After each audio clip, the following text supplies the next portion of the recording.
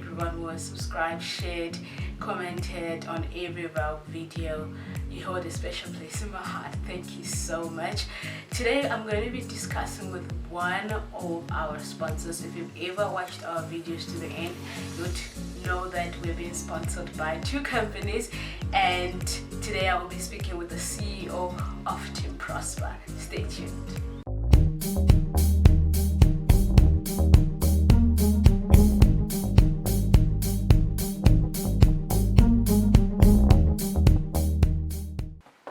You're welcome to another episode with The Culture. Today I'm seated with my brother. Just so not to be biased, I'd let him introduce himself.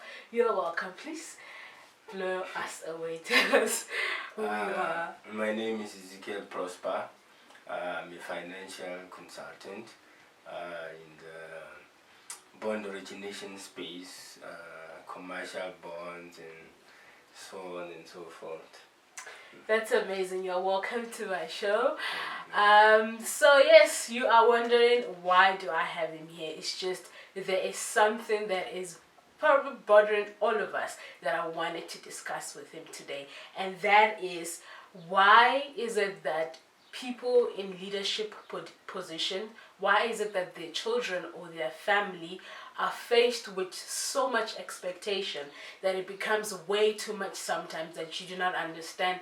The whole point is it because my parent or my father or my mother is in this high position? Is that really why this people are expecting this from me? Or is it just a general thing for people to have high expectations of you and there is no room for you to make mistakes? So we're going to be discussing about all that. Now, my first question to you, before I tell you my first question. Now, when I talk about a leadership position, I'm talking about a CEO of a company, a minister, an imam, any kind of leadership, a teacher. I mean, you'll find out that as a teacher, people expect the daughter or the sons or the children of a teacher to excel academically.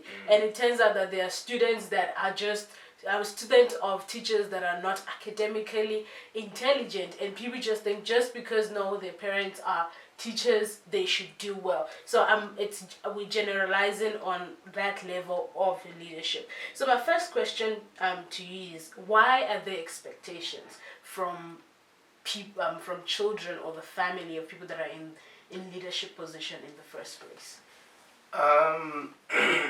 Expectation is spontaneous, it's natural, and expectation is on everybody.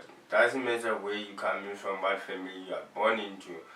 Whatever you found on the ground, you are expected to do better. So if you are, I don't want to say unfortunate, but if you find yourself in a position whereby the people ahead of you, such as your father, your uncle, your leader, is highly successful or is doing great things, then there's that pressure, and the expectation becomes higher than just a normal citizen. So the reason I feel it's natural. It's something that just happened by itself. It's spontaneous. So you look at somebody, a doctor gives birth to a child, everybody is already saying this will be the next doctor. It's natural. Okay, so like I already said that he's my brother. We have a father, and our father is in a leadership position, and not just as a minister, but even as an entrepreneur. You'll see he has a magazine that he edits, he has a school that he edits. And my question to you is, what was life for you as a child that has to live up to the expectation of having a father like ours? Well, it's changed again.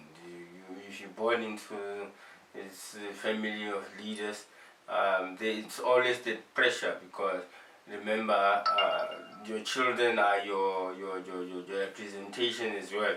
Your children is also, they depict your leadership. So, and you as a child, you have that pressure to live a good life, a life worthy of applause. So you just can be mediocre. So growing up, there was that pressure to do well. I mean, going back to high school, I had many awards. You have to be very focused because you knew that there's no margin for error, unfortunately, considering the family you come in from. Okay, so were there any unusual expectations? Yeah, the expectation is higher than just a normal human being. You are expected to conduct yourself in a specific way. It's like, take the United Kingdom for an example. You got your prince, you got people in the royal family. They are citizens of United Kingdom, but they are not just ordinary citizens. They are expected to walk a certain way, talk a certain way, go to certain schools. So it's definitely different. From your own point of view, don't you think they are being a little harsh on those people? Like, can't we just chill out and just live life as it comes to us? From a child point of view, you can have that, that feeling and say, what, why can't just be a normal person? Why can also that, at the end of the day, we can all live our life. But at the end of the day, you you have to wait till you are also in a certain position, a leadership position, and see if you will not have the same expectation for your children, because the legacy must continue. Especially for some of us, whereby you come from the grass, you've worked so hard to reach a certain level, there's that desperation to keep the fire burning. So, yes, you can live a normal life, and I feel like the problem is dealing with the pressure. It's not about saying that is it unfair or whatever. I just feel like there can be a way, a structure that can be put in place to still live that expected life, but with less pressure. I feel if we can deal with it, no one is going to say, no, I just want to live my life. I don't want to eat a certain way or dress a certain way just because I'm a daughter of Dr. Watot, or I'm a first son of such a prominent person. So I just feel like things could have been handled without support. I feel like many children in this position doesn't have a support system. The parents just come, the family, the environment, the world itself drop this expectation on you and expect you to deal with it. So if we can have a support system, I don't think anybody will mind living that kind of way. Thank you so much for pinpointing that. My next question is, let's talk about comparison. You would then find out that in cases where the child is not excelling or is not meeting up to a standard, you start hearing, don't you see the child of who? Don't you see the child of that? How do we deal with this comparison? How do we tell our parents to stop comparing us? And how can parents, in fact, try to stop comparing their children? I mean, you're a father and you have a child growing up. How will you deal with this generational issue of comparison? Right. You know what? At the end of the day, we can start with the grassroots of the issue here. That as a human being, the problem is that we are the victim here. And because we're speaking from a victim perspective, you can imagine yourself if you are the president of the country and your child is failing at school. You're not going to be smiling. So, however, I feel like the first thing parents need to understand is that everybody has their path. Once you can accept that, everything becomes easy from there on.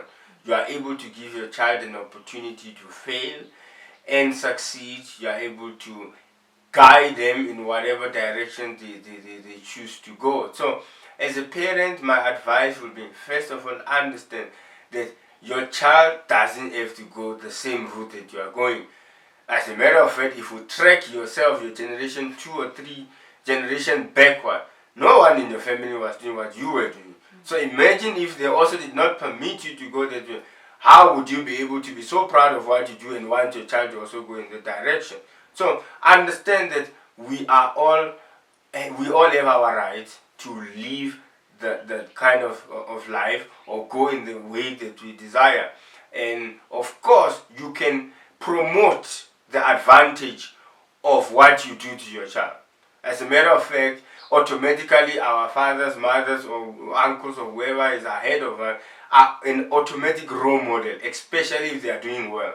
You wouldn't have to enforce, per se, because the child will see what you do, you succeeding, you're doing well, will probably want to mimic you. And if not, if the child says, no, I want to do something else, give them the chance. So accept that we are different, do good at what you do, and it will automatically promote it. Number 3, support where you can. So in closing, from here, how do we as young adults progress from here? The ideal thing is to accept that the people ahead of us have made mistakes. If you've put yourself in their shoes, if you are also succeeding at what you do, if you're great at what you do, wouldn't you want your child to also move in the same direction? Or rather, wouldn't you want your child to do well, conduct themselves properly? So, first of all, don't resent those who are ahead. They've made their mistake. We've learned from it, and the best you could do, once you don't resent anyone, your mind is now clear to be able to go on your new path. And then, just take it from there. And then you are able to do right, have your own family structure on how you want to handle things. There you have it, everyone. We need to stop blame shifting for us to progress from where we are.